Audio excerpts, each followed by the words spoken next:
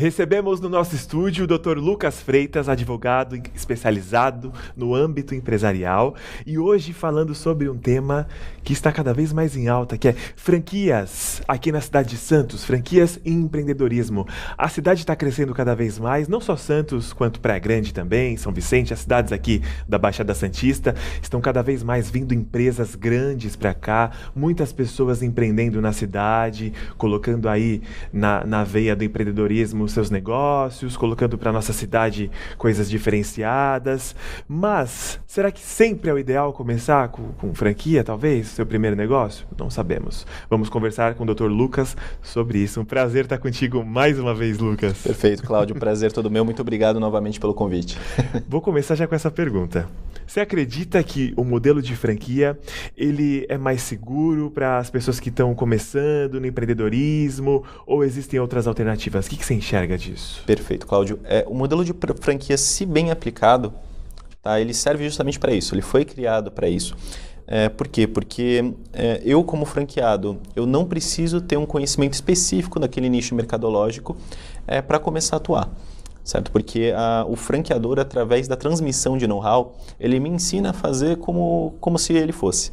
Tá? Então, é sim um nicho mercadológico bem interessante para quem tem interesse em entrar, em dar esse primeiro passo dentro do mercado de empreendedores, ou até mesmo aqueles que já conhecem a área, já têm empresas.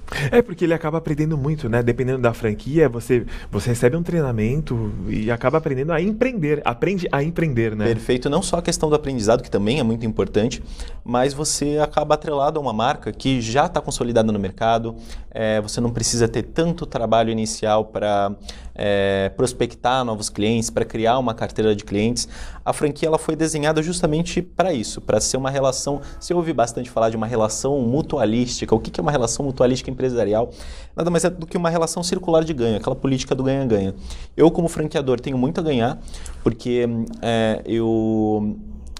a franquia me permite, o modelo de franchising me permite ter uma capilaridade da minha marca, que eu por si só não teria essa possibilidade. Eu utilizo também o capital financeiro de um terceiro para isso e ganho do meu franqueado através dos royalties. Tá? Então, quanto mais ele ganhar, quanto mais ele trabalhar, por isso que é interessante para mim o sucesso dele, porque eu também vou estar ganhando dinheiro com isso e porque ele está representando a minha marca. Então, minha marca também vai ser impulsionada por esse trabalho terceirizado. E o franqueado também tem muito a ganhar, porque, novamente, como eu já disse, ele não precisa ter esse conhecimento específico.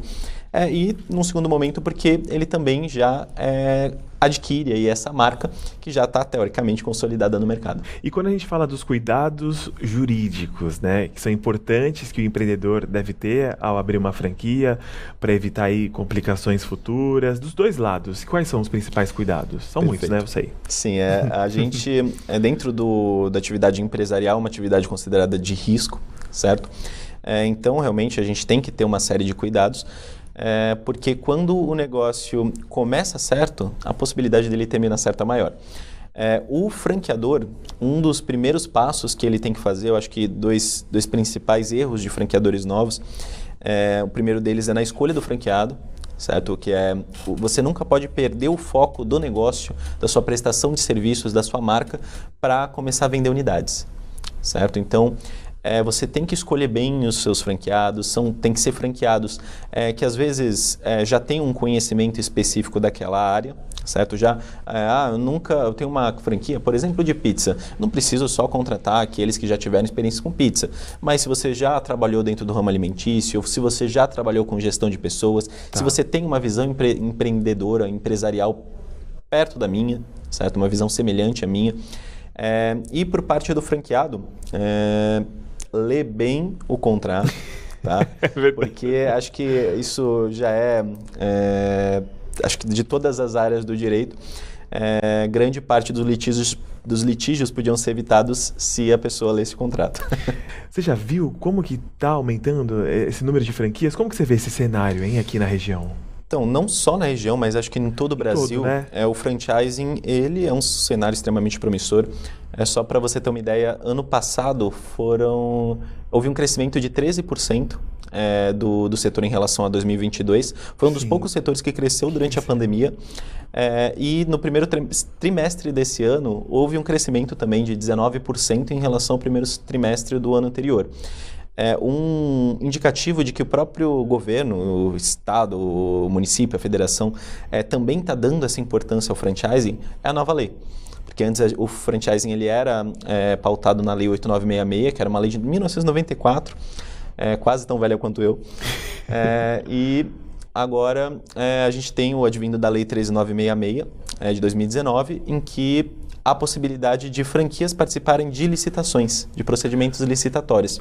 Então, isso é o Estado dando a devida importância para o franchise. E aqui em Santos, especificamente na nossa cidade, tem uma inversão, está começando a ter uma inversão, porque é muito comum quando a gente pensa em franquias, pensar, putz, vou procurar uma franquia em São Paulo, por exemplo, uma franquia que já é uma franquia de sucesso lá e vou trazer para cá.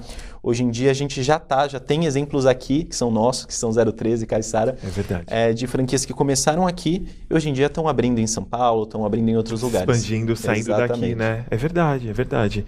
E quais os principais desafios que um franqueado enfrenta ao implementar uma franquia? O que ele tem que já ter na cabeça?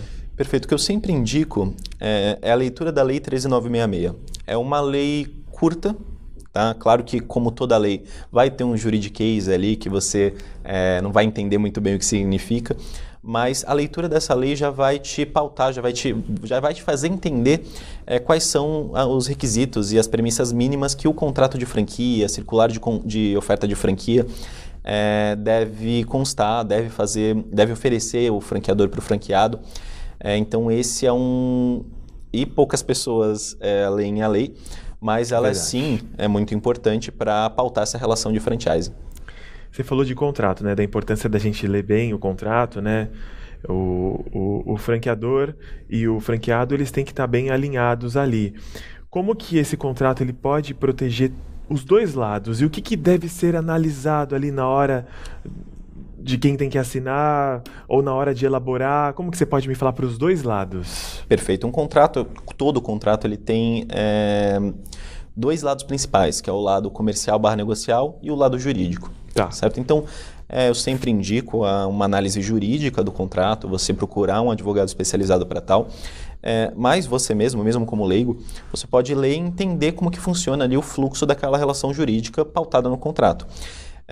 Então, o contrato de franquia, a Lei 13966, ela traz um rol taxativo, que é uma listinha do que obrigatoriamente deve constar na circular de oferta de franquia. A circular de oferta de franquia ela é como se fosse um raio-x da minha empresa.